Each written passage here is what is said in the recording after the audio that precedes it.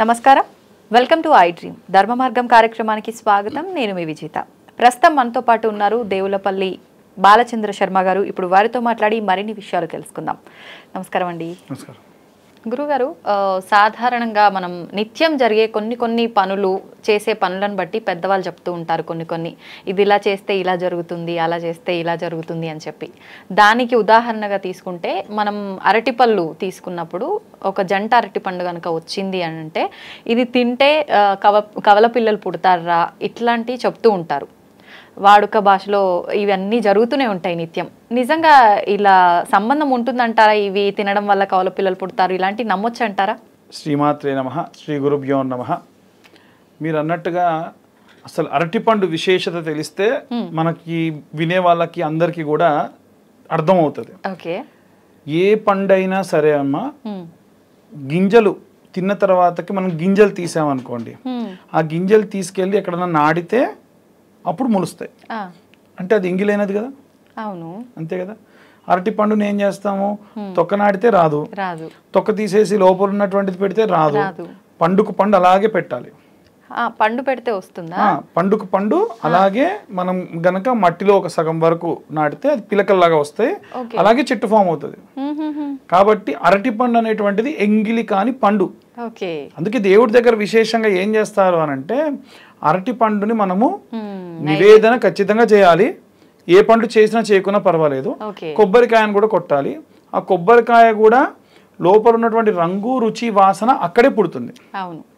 అంతకు ముందే ఎక్కడో తయారైనటువంటిదో లోపల నీళ్ళు ఉన్నాయా లేదా ఎవరు చెప్పలేరు. కాబట్టి అయితే ఈ అరటి పండుని మళ్ళీ ఎవరికైనా మనం ఒళ్ళో పెట్టామనుకోండి, ఎవరికైనా ఇచ్చి వాయనం ఇచ్చినప్పుడు కానీ, పూజ అయిన తర్వాతకి అర్చక స్వాములు ఇచ్చినప్పుడు కానీ, అరటిపండుని ఇచ్చినప్పుడు చేతిలో తీసుకోండి అమ్మా, అలా కానీ చీర పట్టి తీసుకోకండి అంటారు.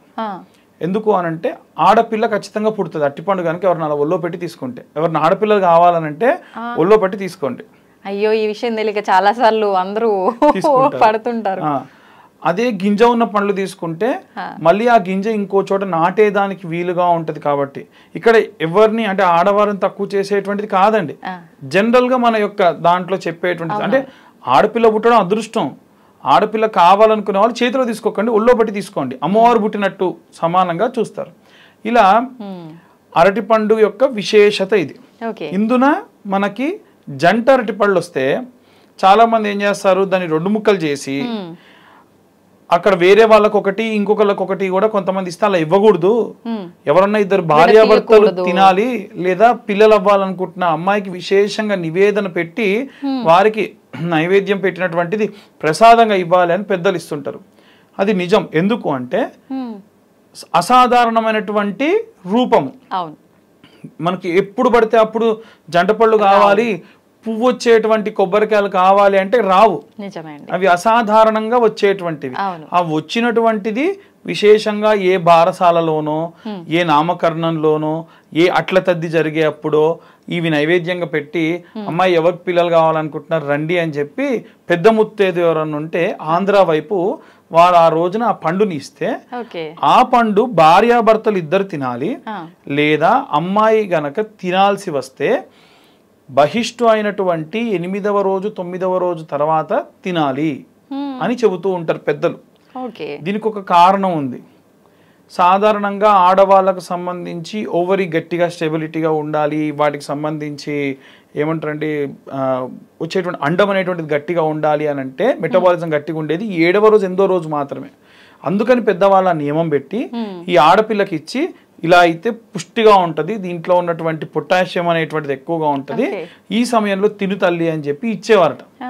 అందుకోసము విశేషంగా మనకి అరటి పండు తింటే కమల పిల్లలు పుట్టేటువంటి అవకాశం ఉంది, లేదా పిల్లలు కలిగేటువంటి అవకాశం ఉంది. కమల పిల్లలు అనేటువంటి చాలా తక్కువ గానీ పిల్లలు పుట్టేటువంటి అవకాశం ఉంది. అంటే అది భగవంతుడి దగ్గర నివేదన చేసిన తర్వాత తింటేనా? సాధారణంగా కూడా సాధారణంగా తింటే ఉండదండి.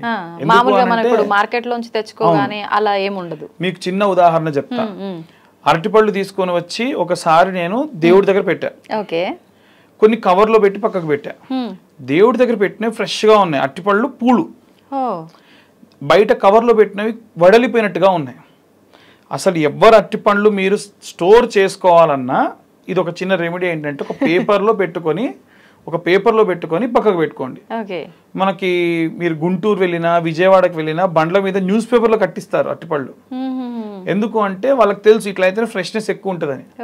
కాబట్టి అరటి పండ్లు నివేదన చేసినవి అది దేవాలయంలో నివేదన గాని, ఒక అట్ల తద్ది దగ్గర గాని, లేకుంటే బారసాల సమయంలో గాని, హోమం జరిగినప్పుడు గాని అది జంట పండ్లు నివేదన చేసి ఎవరన్నా పెద్ద ముత్తేదు దగ్గర గాని, ఎక్కువగా హోమములు చేసిన అర్చక స్వాముల దగ్గర నుంచి గాని, ఎందుకంటే వారు ఇచ్చేటప్పుడు మనసులో ఇలా కోరుకుంటారు, వంశాభివృద్ధిరస్తు, గోత్రాభివృద్ధిరస్తు, శీఘ్రమేవ సుసంతాన యోగ్యత ఫల సిద్ధిరస్తు అని మంత్రం చెప్పిస్తారు.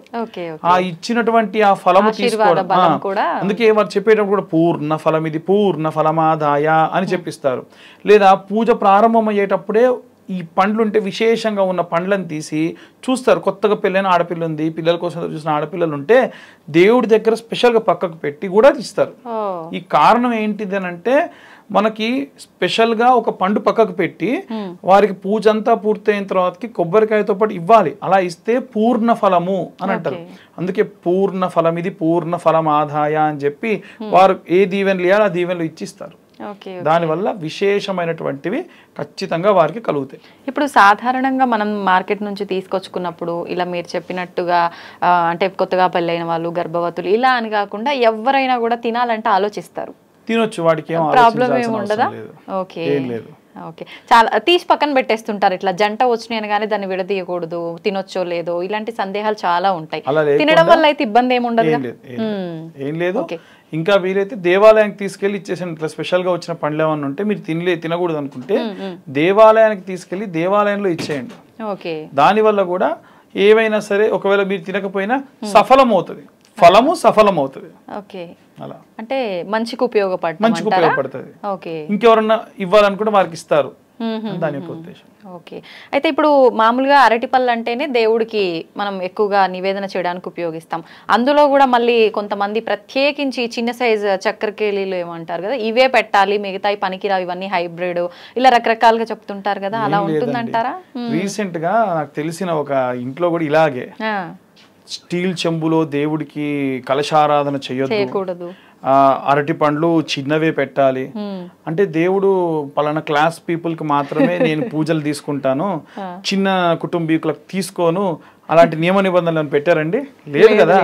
స్వామి ఇప్పుడు కూడా చెప్పేది ఏంటిదనంటే మీరు కోట్లు ఖర్చు పెట్టి పూజ చేసినా నాకు అనవసరం, మీరు రూపాయి ఖర్చు పెట్టి కూర్చొని కేదారేశ్వర స్వామి నోములు చేసినప్పుడు కూడా అందులో ఉంటుందమ్మా, చిన్న రాయిని స్వామివారిగా తలుచుకొని శివ శివ శివ అని అక్క చెల్లెలు ఇద్దరు కూడా తలిస్తే స్వామి దిగొచ్చాడు.